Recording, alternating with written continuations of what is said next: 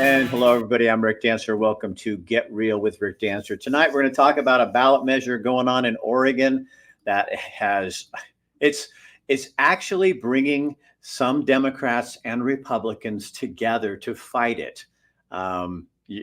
It's one of these bills or measures that sounds so good. I'm sure when the initiative petitioner walked up to the person on the street and said, "Do you think you should get a check for $1,600 every year and charge big business for it?"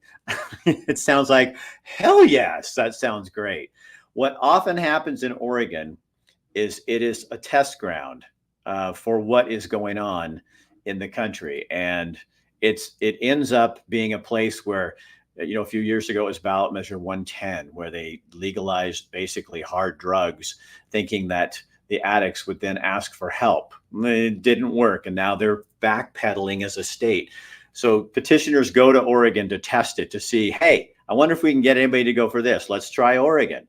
That's one thing that needs to change. But we're going to talk with folks who are fighting this measure because it could have some drastic and devastating effects on the state of Oregon. So we'll get to that in just a second. Our sponsors are Dr.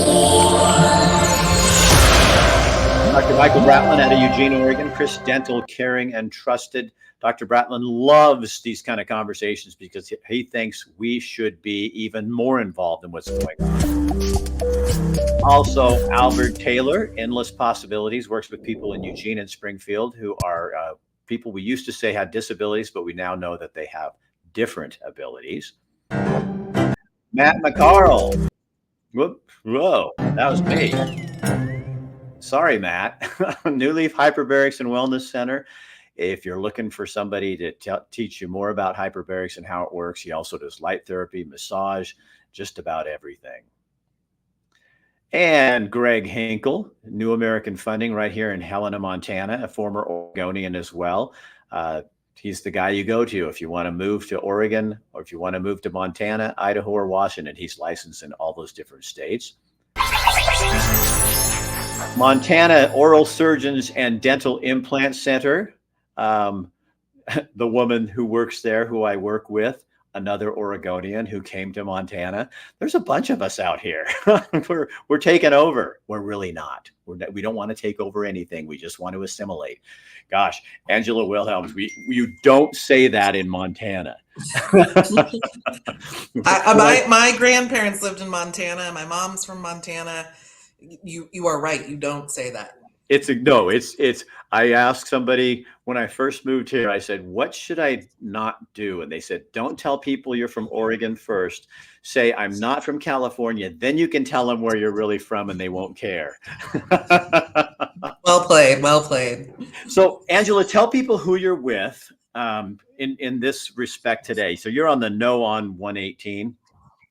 Yeah, absolutely. So in my day job, I'm the president and CEO of Oregon Business and Industry, or OBI.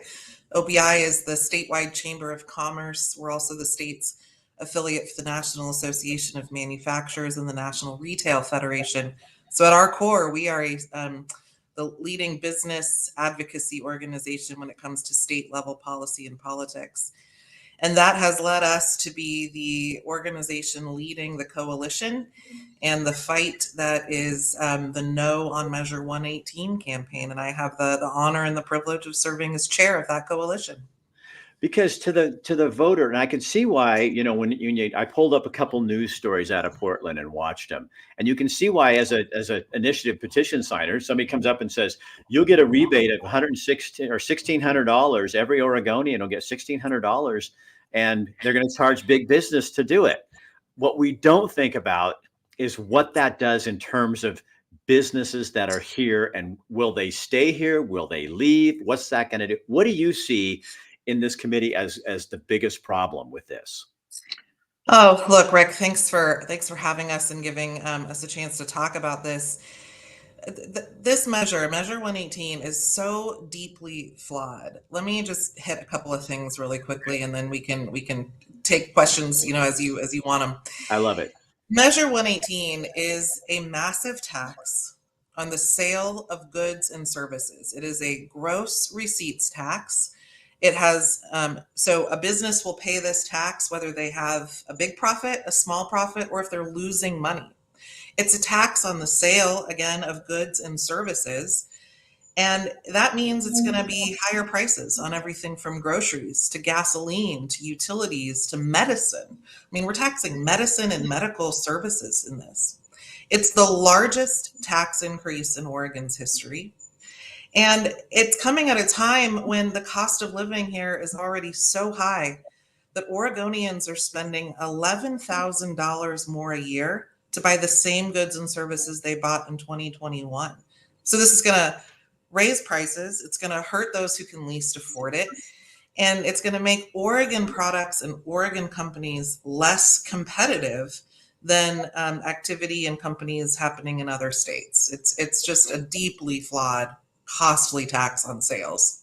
And it's because they make it sound like it's just going to be the richest of the rich who will pay this.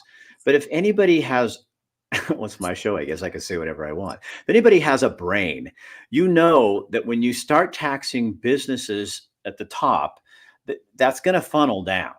Not because they're big, mean people. It's because profits have to be made to stay in business. Any of us who are business people understand that. And so those are going to trickle down, which is when you're saying the price of everything is going to go up. And what is that going to do to how many businesses are going to want to locate in Oregon knowing that they're going to be penalized this way? Yeah, one of the things OBI talks a lot about is the state's slipping competitiveness when it comes to economic activity, attractiveness as a place to do business. We have so many natural good things going for us, and we just seem to take those for granted and enact these policies and laws and measures. And the thing about this that folks need to remember too is this is actually brought to us, was funded by out-of-state interests, by California interests who won't have to pay this tax themselves. So they can watch this experiment unfold while Oregonians pay the price for more expensive groceries, more expensive nights out at a restaurant, more expensive utilities, electricity, etc. So why are these big groups from out of state taking little old Oregon, on the West Coast and seeing, let's see if we can pass it there? What do they get out of it? Well, I can't speculate. I didn't spend a lot of time. They didn't spend a lot of time asking me my opinions before they did this. So They did not can't go through that whole process and say, "Hey, Yeah, what do you?" they did not vet this with us on the front end. So I can't speculate. But what I know is that Oregonians now have this on their ballot. Those ballots are going to be going out in mid-October. And Oregonians have a very clear decision before them, which is, do they want to, enact the largest tax increase in Oregon's history? And as you said, suffer the consequences of higher prices, of higher costs for everyday goods and services, and pass a law that is going to make made in Oregon products, which we're all really proud of. We're really proud to buy those goods more expensive. And I think the answer is going to be no. Oregonians aren't going to be into that. I was also reading where this could put some people who are, on the poverty line, that other $1,600 could actually put them in a different bracket and keep them from getting the benefits that they really need. I mean, it's $1,600 is not a lot of money in a year. You know what I mean? It's not like you're winning the lottery. Well, especially when you think that you're going to have to pay federal income tax on this money. So Uncle Sam's going to get a chunk right off the top. You're going to be paying higher prices for the things that you buy for your, kids are going back to school this week or this month, and their pens and pencils and scissors and glue sticks are all going to be more expensive. The school lunches are going to cost more. This is going to even cost local and state governments hundreds of millions of dollars a year thanks to inflationary pressures. So that means they're in turn going to have to raise taxes or cut services. And it just goes on and on and on. I saw that one thing that's interesting too, Angela, is somebody who's been there and then not there, is this is bringing the governor, Tina Kotek. She's against this, which kind of, you kind of wondered, that's a new coalition you're working together. Not that you guys don't get along, but I'm just saying your politics are probably somewhat different. And she's really come out against this. Yeah, we're really proud of the coalition that has come together and continues to grow. We've only been at this for a couple of months, as this measure was only qualified at the end of July. It only became Measure 118 on August 1st. But already we have more than 450 businesses and organizations that have publicly endorsed. People can see that list on our website, which is noonmeasure118.com. Over 400 individuals have joined, and a number of those, as you mentioned, are Republican and Democrats from the legislature, city mayors and city councilors, county commissioners. But we've got labor organizations, we've got healthcare providers, we've got nonprofits and right-leaning think tanks and left-leaning think tanks.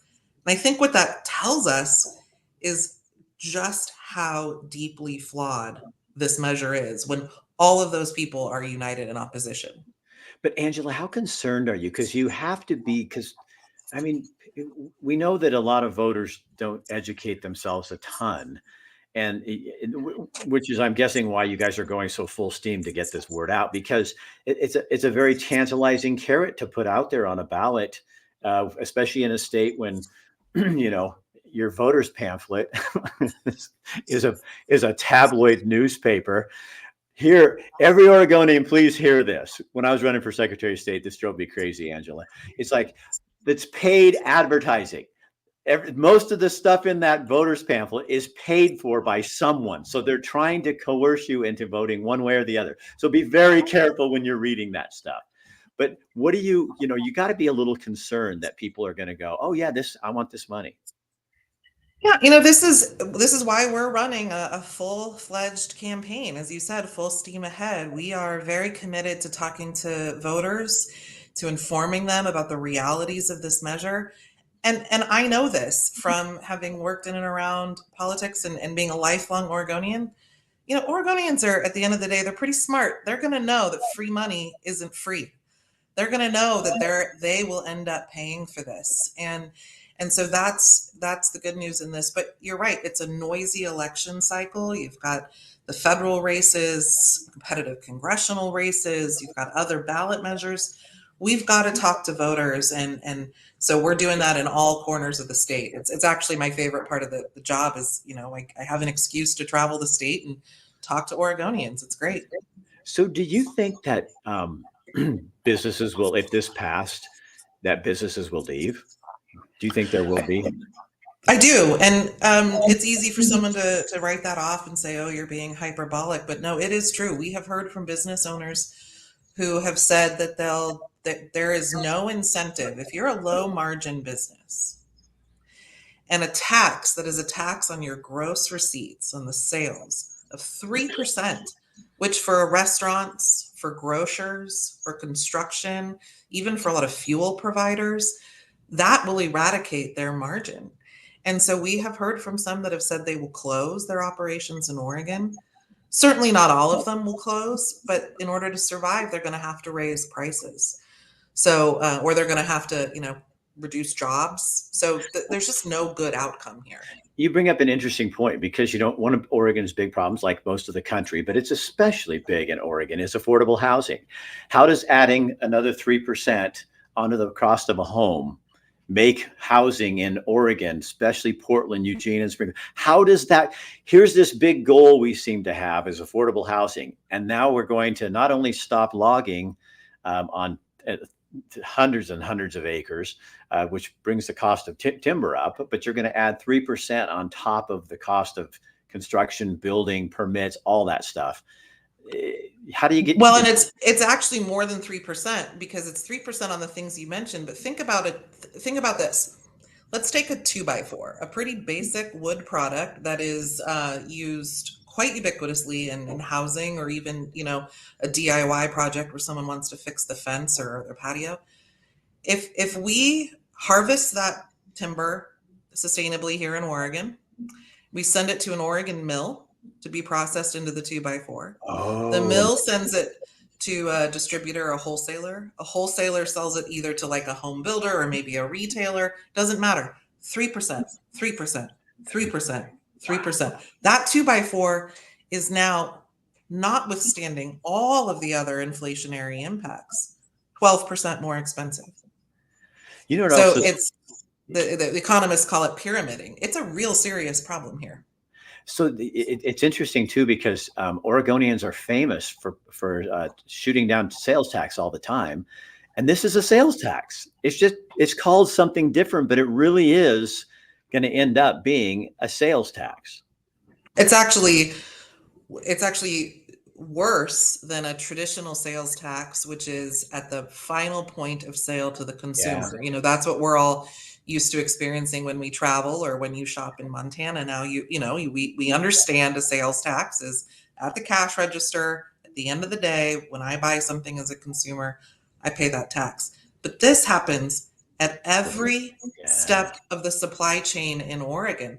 So there's going to be an incentive for some of those supply chain steps to go out of Oregon or take place out of Oregon because they're immediately less expensive. So how does that help the state? How does that help create jobs and lift people up and provide economic prosperity? It doesn't.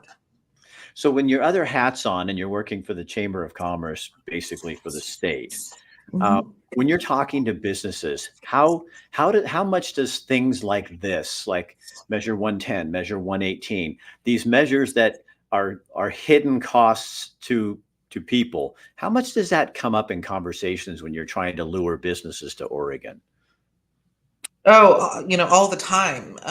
When you take the cost of doing business, the cost of doing business is one piece, but the cost of living generally. So employers care about their workers. Right. They need to recruit and retain and support, and they take very seriously the role they have in supporting those family wage jobs. And when the cost of living goes up and the cost of doing business goes up, that all becomes economically infeasible. And so employers are struggling with this, and they're having to make these hard decisions about raising prices, cutting jobs, or potentially selling or shutting down. And that is exactly the wrong direction we should be going right now. We should be having conversations about growth, about prosperity, about investment in Oregon. So when people are voting, they need to be thinking about the Intel layoffs and the things like that, the messages that are being put out there already. Because Oregon's such a beautiful place, but you can't bank. I mean, I love it. I didn't want to leave, but it's a beautiful place. But you can't bank on. Um, I feel like sometimes Oregon has gone, well, we're so beautiful, we don't have to worry about it. Well, you kind of do now. Yeah, we can't take for granted some of the things that have always been our inherent advantages: the beauty, the quality of life, the recreation, the Pacific Rim location and access to ports, the water supply, low energy prices. All of those things are in flux now. And the economy doesn't, domestic economies don't recognize state boundaries really. So there are incentives and reasons that other states are actively recruiting Oregon companies, and we need to put a stop to that. But the last thing we need right now is this costly tax on sales, again, on the sale of basic goods and services, that's just going to make it more expensive for Oregon business and more expensive for consumers, including, by the way, the low income and fixed income individuals who have to buy those necessities. Right, and that's the other one when we talk about affordable housing, and we also then talk about, the people who often come up with these ideas like, here's $1,600 for everybody. This is going to just, change your world. And it's like, are you really thinking about the poor and the people who need the money the most? There's better ways to do this to help out the people on the bottom. This is not the way. It's almost plays into this whole BS where here's your $1,600. It was like when the pandemic, when we each got, our check for whatever it was. That really went far when your business was shut down for 4 months. You know what I mean? It's like this doesn't quite equal out. We really got to be cognizant of what we're looking at when we're reading that piece of paper. Yeah, that's right. It's not nearly as simple as some would like you to believe it is. And I think when Oregonians uh, get their ballots and study the measure and read the information that's out there, and again, we take very seriously our obligation to communicate with voters with objective, fact-based, cited, sourced information. They can get all of that at noonmeasure118.com. But what they're going to see is exactly that economists have long considered a gross receipts tax, a tax on sales like this, to be a regressive tax. They're going to see that the free money is not free. And really, Rick, this is like high school economics here. You tax sales, prices go up. It's not rocket science. And I think Oregonians are going to see through this. They're going to realize that this only makes it harder for individuals to keep up with the quality of life they want to live. Hopefully that means they'll join our coalition and vote no at the end of the day. You got a big group of people too. I mean, I was looking at you got Nike, you got all these big companies on board because they see what this is going to really do to not just them, but their employees. That's who's going to pay. Yeah, that's right. And that's why, yes, there are big companies, there are small companies, there are sole proprietorships, there are entrepreneurs. Like I said earlier, there's doctors, there's labor unions, there's the coalition. I've and I think you and I first met when I was starting out in politics. I've been in and around the Oregon legislature in politics for over 20 years now, and I have never seen anything like this. It's really a testament to how flawed this costly tax on sales is. Well, I have to admit that when you just said that, that gave me goosebumps, and I mean that because I think that's what maybe another bright side of this, Angela, is that we found that we can agree on stuff like what is good for Oregon, all Oregon, the best. Not yes, some people will benefit from this, some people won't. I mean, but what the big picture for the entire state? Wouldn't it be cool if this campaign could bring people together to go, now what's the next thing, instead of fighting something, what's the next thing we can work together to make happen? That's what gives you a little bit of hope, huh?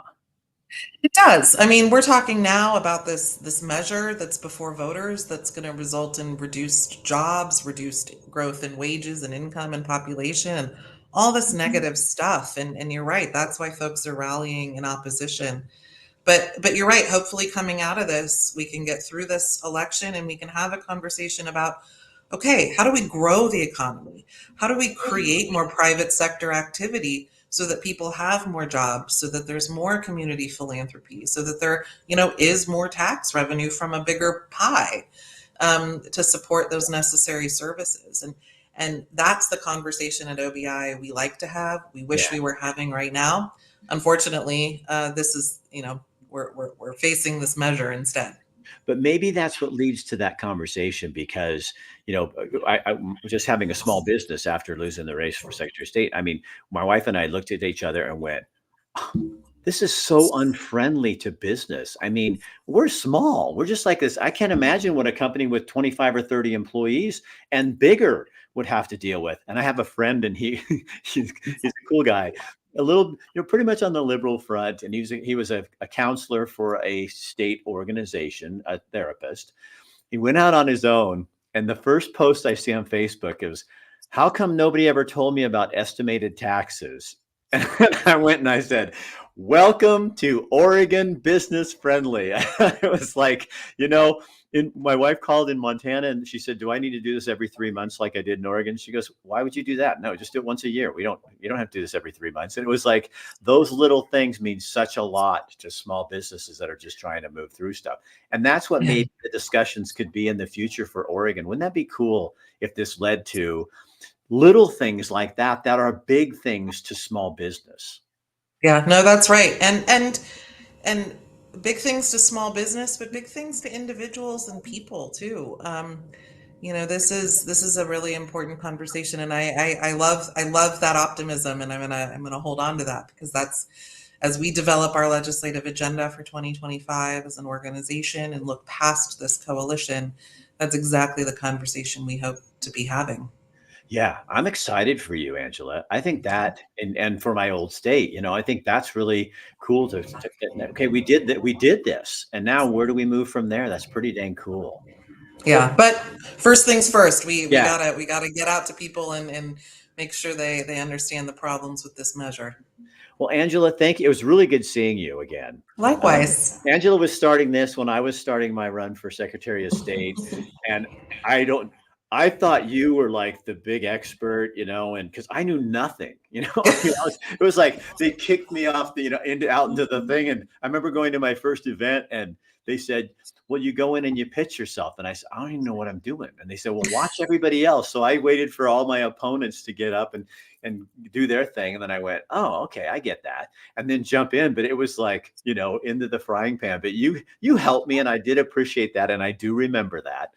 You Oh know, well, but anybody who puts their name on a ballot deserves an immense amount of gratitude. So thank you for doing that, and thanks for your years in the news business, telling stories and asking the hard questions, and like this tax on sales, getting to the root of the issue and helping to make sure people are aware. what's fun is it's almost because I'm doing this timber project too. It's almost easier, Angela, to be out of the state and doing it because again, I'll get people going, you don't even live here. What do you care? And I said, oh, I will always care about Oregon. And I said, but out here, I'm distanced from it. So I don't live in it. And I can be even more obnoxious if I want to. I was going to say objective, but you chose the Well, word both of first. those, both objective, obnoxious. It's, they're all kind of intertwined sometimes. Sure. Hey, thank you so much for taking your time, and also just thanks. I'm not a journalist now, so I can say I hope you win. I thank you for fighting this thing because I really do think it's the education piece that people just need to understand. This is not.